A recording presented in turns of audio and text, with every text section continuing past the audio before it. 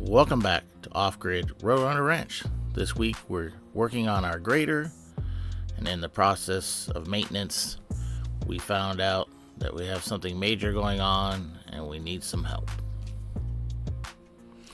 Now, before we get to what's wrong with it, we want to give you a little bit of history on this grader.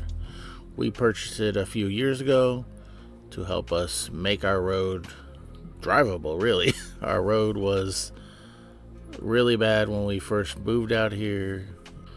My wife and I removed thousands and thousands of rocks, and then we used this to take out the washes and other really steep areas of the road where you have to crawl down to literally zero to get over. We improved the road from a 20-minute drive to our home to just minutes now.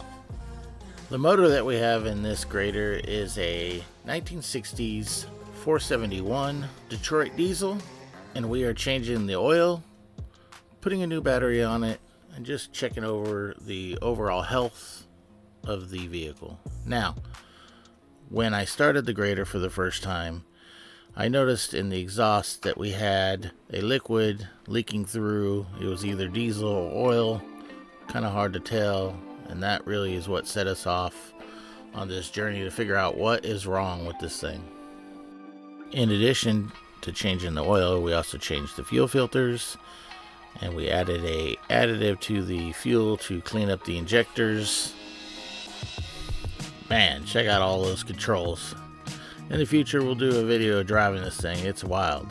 Now, the reason why we figured there was an injector problem and we needed to clean them was maybe it was dumping too much diesel into the system, and that was the reason for that. So we ran it again and didn't seem to change anything. So if you know anything about Detroit diesels, as I looked into it, they have a sticky injector system all the time. So we go ahead and dig into that and see if that was the problem.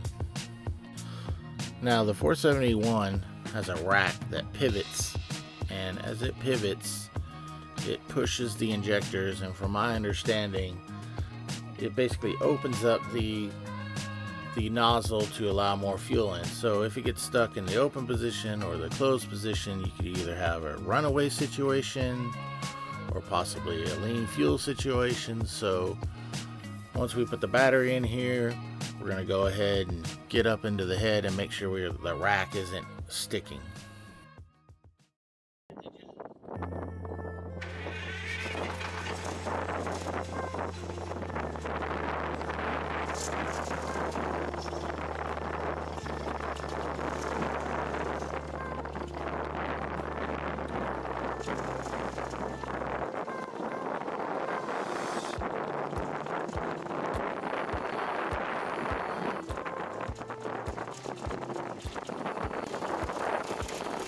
Now, you can see under that darker area on the exhaust port there, that's where all the liquids are leaking down. It gets really bad on that first cylinder there, and as you go back, they're all leaking, but that one's just the worst. And I think it has to do with the fact that it's not bolted down as well as the other ones. There's a cracked housing right there. Once I remove the valve cover, I'm going to go ahead and check the rack and make sure that it twists. It twists freely, there's no problem. I'm kind of pointing to the rod that once that thing twists, it pushes on that rod and that opens up the fuel injector more. So everything's moving, everything looks good. Now we're going to get it started here. Let's make sure that the plungers are going up and down on the injectors. Yeah, they're not sticking. See how it's going fully up and down?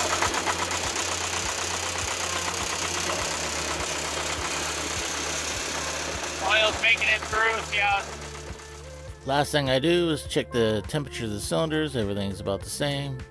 Now, if you could do us a favor, like, comment, and subscribe down below. We really need some help here. If you can steer us in the right direction, that would be great. Thanks for watching.